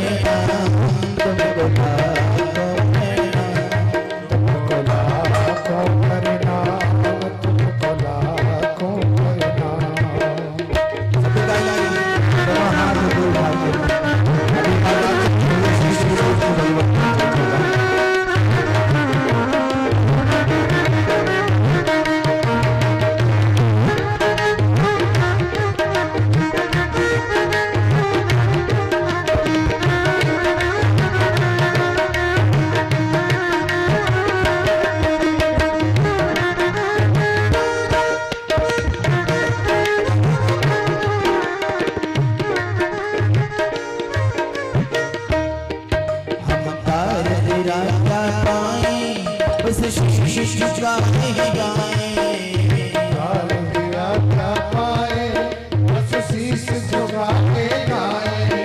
हम बार तेरा पाए बस शीश झुकाए गाए। बार तेरा पाए बस शीश झुका के गाए। ओ राह दिखाने वाले, राह दिखाने वाले, ओ मार्ग दिखाने वाले, वो मार्ग दिखाने वाले। तुमको लाखों प्रणाम, तुमको लाखों प्रणाम। तुमको लाखों प्रणाम, तुमको लाखों हरि कथा सुनाने वाले, कथा सुनाने वाले, भजन सुनाने वाले, भजन सुनाने वाले। तुमको लाखों प्रणाम, तुमको लाखों प्रणाम। तुमको लाखों प्रणाम, तुमको लाखों प्रणाम। तुमको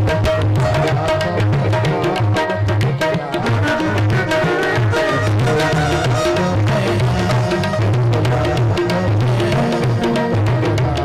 प्रणाम, तुमको लाखों प्रणाम।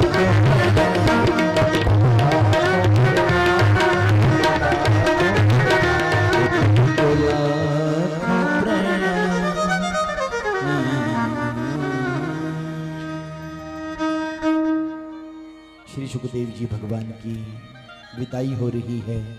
आइए समस्त भक्तजन इस विदाई को बड़े ही मनोभाव के साथ, आज सुखदेव जी की विदाई के साथ ही भागवत जी की विदाई होगी। कुछ ही क्षणों में अंतिम भागवत भगवान की पुनरावृत्ति। केवल 2 मिनट सब सीधे होके बैठेंगे, अपना सर ढक के बैठेंगे और भागवत भगवान की पुनरावृत्ति हम और आप सभी। हमारा परिवार जो आयोजक परिवार है, वो परिवार भागवत जी का वस्त्र जो अर्पित होना है भागवत जी के ऊपर, वस्त्र तैयार करके रखे। अभी कुछ ही क्षणों में भागवत जी का विश्राम होएगा, इसलिए आइए भागवत जी की पुनरावृत्ति सुने। सभी से पहले हम थोड़ी ही देर में भागवत जी के ऊपर वस्त्र चढ़ेगा। मनोभाव के साथ सब सीधे होके बैठे बड़े मनोभाव के साथ। हरे नाम, हरे नामेव केवलम् खलु नास्तेव नास्तेव नास्तेव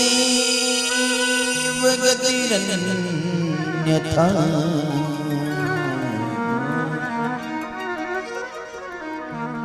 कि केवल हरि का नाम है, केवल हरि का नाम है और केवल हरि का ही नाम है प्यारे।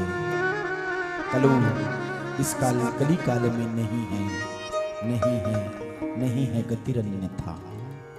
इस भव सागर से पार उतरने का दूसरा और कोई संसाधन नहीं। इसी मनोभाव के साथ हम भागवत जी की पुनरावृत्ति करें। इतनी देर में भागवत जी का वस्त्र आए। हम और आप सब भागवत जी की विदाई के अंतिम 2 वाक्य आप सभी से कहते हुए कि बंधुओं, गत पिछले 7 दिनों से जो आप यहाँ पे श्रीमद् भागवत कथा श्रवण कर रहे थे, आज इसी कथा क्रम का विश्राम हो रहा है। ठाकुर जी की बड़ी कृपा आप सबके ऊपर बनी रही इन 7 दिनों तक कि आपने निरंतर बैठ के यहाँ भागवत रस का पान किया। धन्यवाद अगर हम दें किसी का तो सबसे पहला धन्यवाद तो हमारे ठाकुर का है, जिन्होंने निर्विघ्नता पूर्वक इस भागवत को संपूर्ण कराया। धन्यवाद है मां मनसा मैया का, जिनकी कृपा हमारे ऊपर बनी रही और ये कथा निर्विघ्नता पूर्वक संपूर्ण हो गई। आनंद भी रहा। इंद्र देवता भी बीच में आए अपनी खुशी व्यक्त करने के लिए। हाँ, सभी देवता भी मानो पुष्प वृष्टि करके गए। भागवत में रास पंचाध्यायी के 5 अध्यायों के साथ यज्ञ घर पे भी हुआ, यहाँ पे भी हुआ, और वो जो यज्ञ हो रहा था उसमें साक्षात भगवान का रूप बन रहा था। ठाकुर जी ऐसे प्रतीत हो रहे थे कि मानो मुरली हाथ में लेके भगवान उस स्वरूप को लेके अग्नि के रूप में दिख रहे थे। तो प्यारे, इससे बढ़िया जीवन का सौभाग्य और क्या हो सकता है कि स्वयं ठाकुर हमारे यज्ञ में आ गए और आके इस यज्ञ को पूर्ण करा के गए। हाँ, तो इसलिए धन धन्य है ये परिवार। हाँ, ठाकुर जी की अहेतु की कृपा इस परिवार के ऊपर सदा बनी रही और सदा बनी रहे। हमारी व्यासपीठ इस परिवार को कोटि कोटि कोटि आशीर्वाद देती है कि ये परिवार सदा भागवत धर्म का निर्वहन करता रहे। कि जीवन में चाहे अभाव हो परंतु भगवान की कृपा कभी कम नहीं होनी चाहिए प्यारे। हाँ, अभाव में रह के भी परमात्मा को ही जीवन का सुख मान लिया जाए। हाँ, यही जीवन का सदाधार होना चाहिए।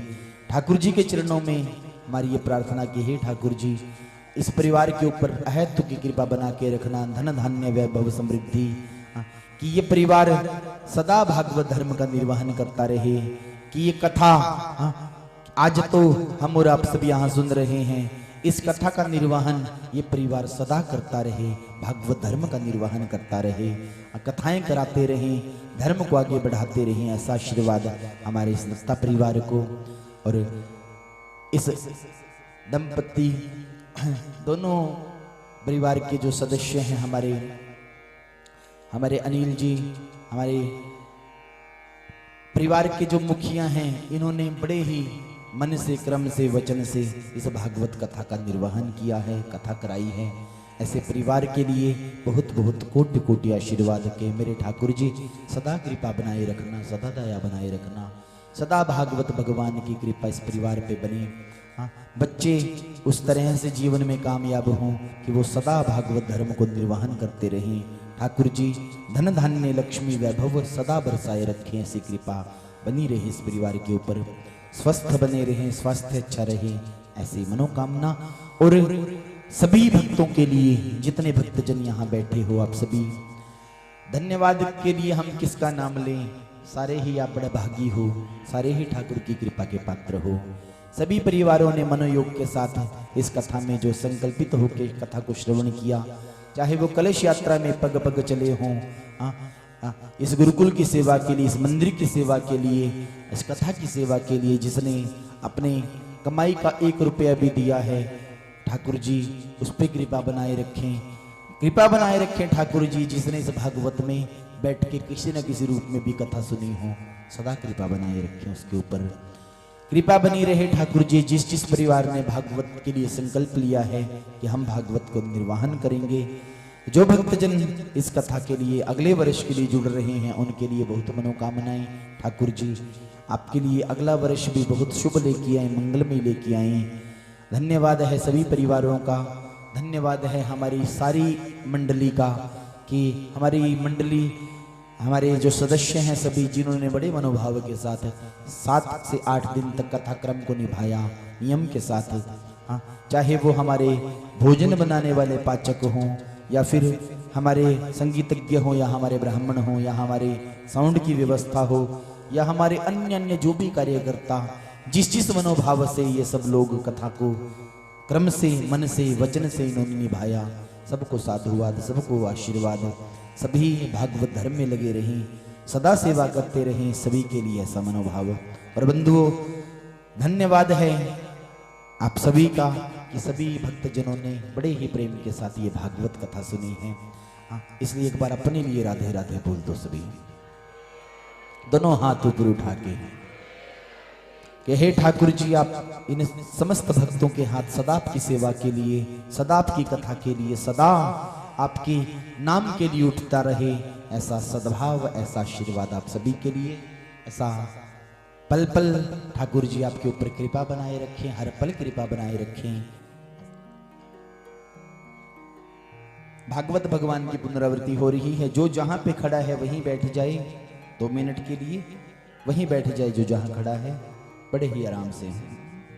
बोलो भागवत भगवान की जय, वृंदावन बिहारी लाल की जय, जुगल जोड़ी सरकार की जय, जय जय श्री राधे, जय जय श्री राधे। श्री सूत जी बोले, सर्वशक्तिमान भगवान को नमस्कार है। श्री सूत जी बोले, सर्वशक्तिमान भगवान को नमस्कार है। भक्ति धर्म को बारंबार प्रणाम। हे शौनकादि ऋषियों, आपकी जिज्ञासा के अनुसार मैंने आपको भगवान विष्णु का अद्भुत चरित्र सुनाया। इस महापुराण में सर्व पापहारी श्री हरि का ही संकीर्तन है। यह पुराण अत्यंत गोपनीय तत्वों से परिपूर्ण है। इसमें परम तत्व का अनुभवात्मक ज्ञान तथा उसको प्राप्त करने का विधान बतलाया गया है।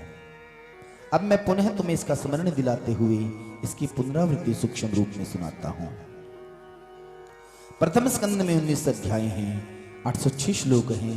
इसमें व्यास नारद संवाद, पांडव कथा, भीष्म पितामह का निर्वाण, पांडवों की दिग्विजय, कली का दमन, शमीक ऋषि की कथा, पांडव का राज्य त्याग कर गंगा के तट पर आना, श्री सुखदेव स्वामी जी का आगमन।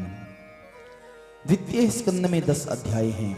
इसमें योग द्वारा शरीर त्याग, ब्रह्म और नारद संवाद, विराट रूप दर्शन, मुक्ति के भेद, नारायण द्वारा ब्रह्मा जी को चतुश्लोकी भागवत तथा महापुराण के लक्षणों का वर्णन है। तृतीय स्कंद में 33 अध्याय हैं।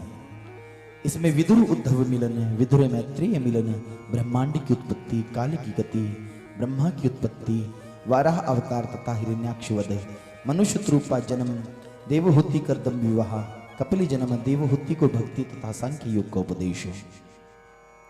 चतुर्थ स्कंद में 31 अध्याय हैं। सती चरित्र, वीरभद्र द्वारा यज्ञ विध्वंस, ध्रुव चरित्र, वेन चरित्र, पृथु चरित्र, प्राचीन बर्ही को नारद का उपदेश। पृथु द्वारा यज्ञ, यज्ञ में ब्रह्मा जी तथा नारद भगवान का प्रादुर्भाव, पुरुंजनोपाख्यान। पंचम स्कंद में 26 अध्याय हैं। प्रियव्रत की कथा, ऋषभदेव और राजा भरत की कथा, भूगोल खगोल का वर्णन, भवाटकी से बचने के उपाय हैं। षष्ठम स्कंद में 16 अध्याय हैं। इसमें भक्त जामिल, दक्ष द्वारा सृष्टि, नारद को दक्ष का शाप, वृत्रासुर वध, चित्रकेतु उपाख्यान, पूषण व्रत की कथा है। सप्तम स्कंद में 15 अध्याय हैं। इसमें नारदी युधिष्ठिर संवाद, प्रहलाद चरित्र, नरसिंह अवतार, प्रहलाद द्वारा वर्णाश्रम धर्म का उपदेश किया गया है। अष्टम स्कंद में 24 अध्याय हैं। इसमें मनवंतर वर्णन, गजेंद्र मोक्ष, समुद्र मंथन, वामन अवतार, मत्स्यावतार, कच्छप अवतार की कथा है। नवम स्कंद में 24 अध्याय हैं। इसमें सूर्यवंश, चंद्रवंश का वर्णन, रामचरित्र, राजा अम्बरीश की कथा, मानधाता सौरभ ऋषि की कथा, परशुराम नहुषी आति यदुवंश का वर्णन। दशम स्कंद में 60 अध्याय हैं। इसमें कृष्ण जन्म, पूतना वध, शक्टासुर वध, दावानल पान, कालिया मर्दन, वेणुगीत, गोवर्धन लीला, मथुरा गमन, रजक वध, कंस वध, धनुष भंग, कुवलिया, पीड़ वध, चाणूर मुष्टिक वध, काल यवन वध, रुक्मणी हरण मणि चोरी, कृष्ण विवाह, प्रद्युम्न जन्म, शंभ का सुरवध, मृगराज की कथा, बलराम जी का ब्रज गमन, शिशुपाल वध, अग्र पूजा, सुदामा चरित्र इसमें वर्णित किया गया है। एकादश स्कंद इसमें 31 अध्याय हैं। ऋषियों का यदुकुल को शाप, निमि सिद्धेश्वर संवाद,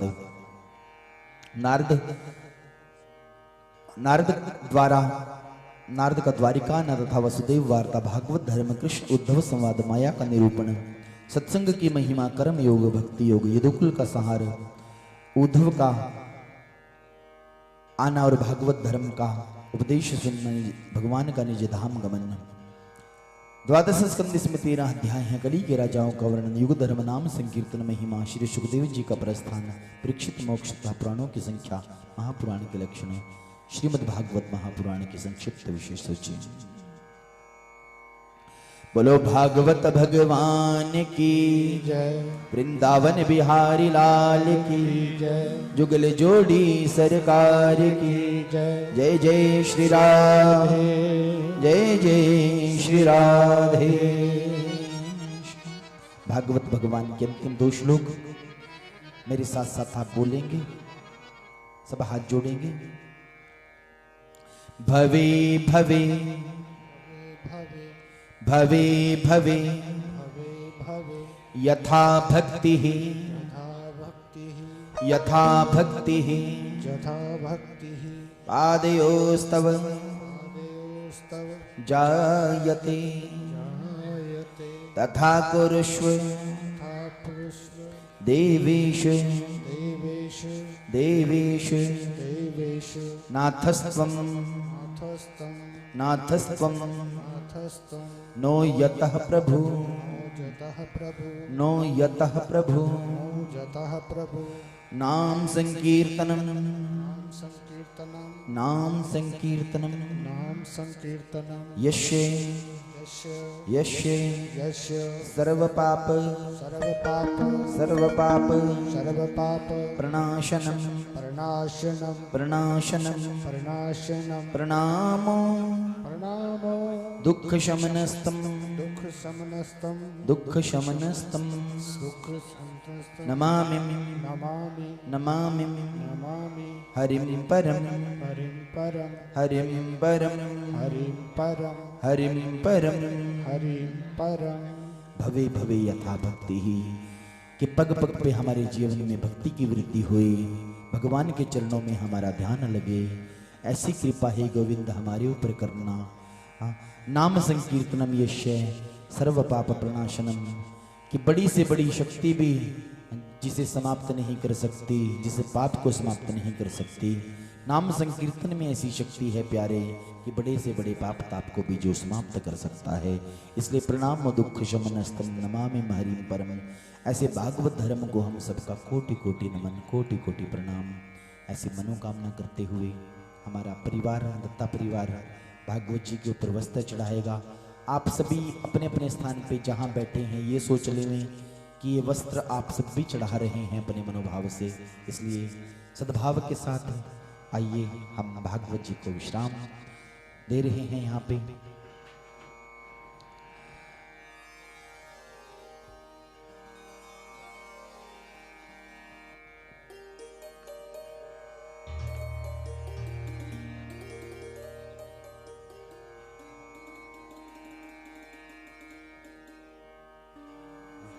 सभी भक्तजन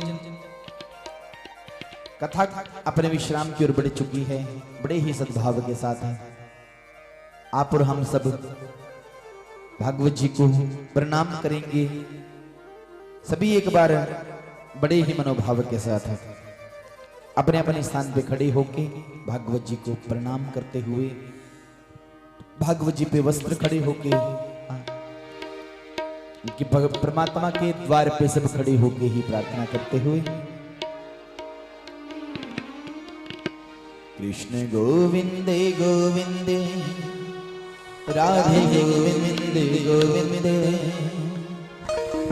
कृष्ण गोविंदे गोविंदे राधे गोविंदे गोविंदे गोविंद गोविंद राधे गोविंद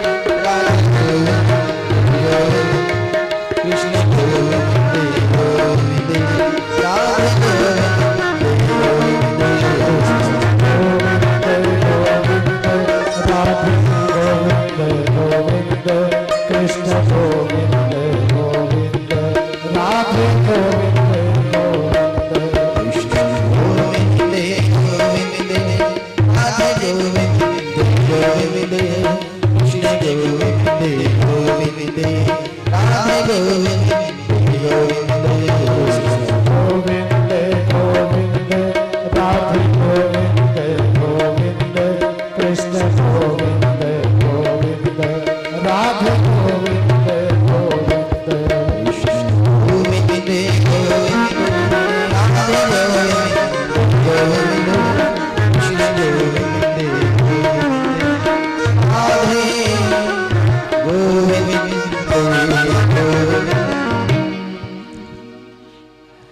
भागवत जी को तिलक और भागवत जी का पूजन करते हुए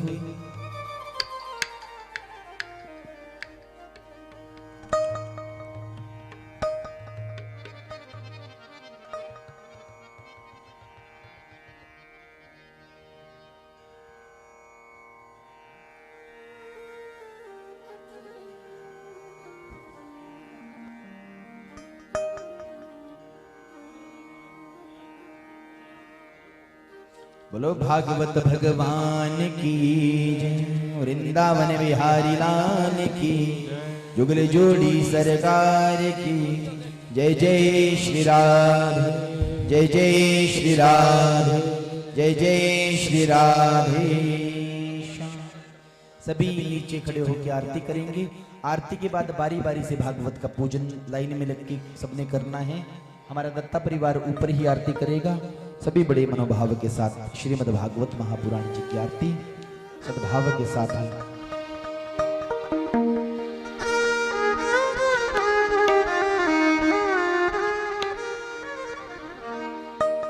आरती अति पावन पुराण की, आरती अति पावन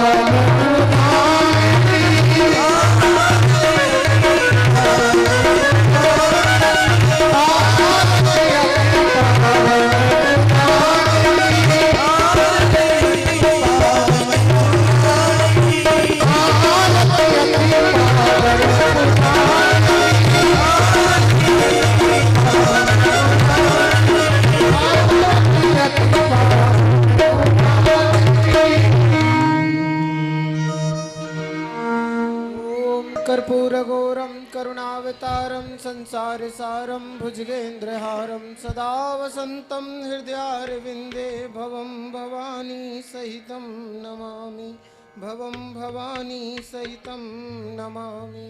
सर्वमंगलमांगल्ये शिवे सर्वार्थसाधिके शरण्ये त्र्यंबके गौरी नारायणी नमोस्तुते। हरि ओम जगनेन जगमय जन्ते देवास्तानि धर्माणि प्रथमान्यासन्नः तेह नाकं महिमानः सचन्त्र यत्र पूर्वे साध्या सन्ति देवाः। ओम राजाधिराजाय प्रसह्ये सायिने नमो वयं वैष्णवाय कुर्महे कामान् काम कामाय मह्यं कामेश्वरो वैष्णो ददातु कुबेराय वैष्णनाथ महाराजाय नमः।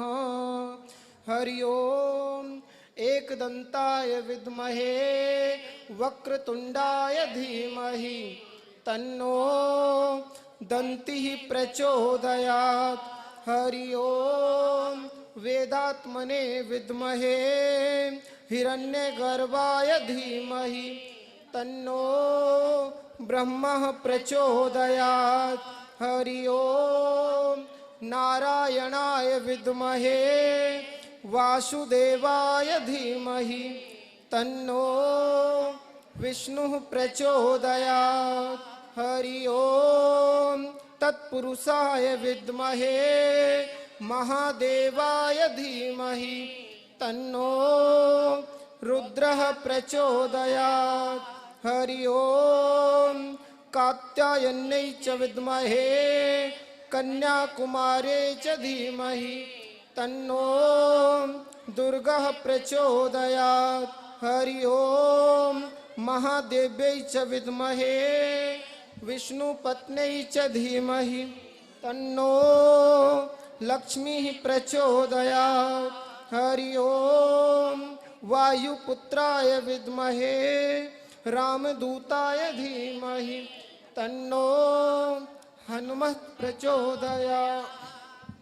सेवन्ति कामकुलचम्पकपाटलाब्जै पुन्नाम जाति करवीर रसाल पुष्पै बिल्व प्रभाव तुलसी दल मंजरी भी त्वां पूजयामि जगदीश्वर मे प्रसीद। नाना सुगंध पुष्पाणि यथात्कालोद्भवानि च पुष्पांजलिर्मया दत्ता गृहाणः परमेश्वरः। ओम श्रीमन्नारायणाय नमः श्री बालकृष्णाय नमः। मंत्र पुष्पांजलि समर्पयामि। यानि कानि च पापानि जन्मांतर कृतानि च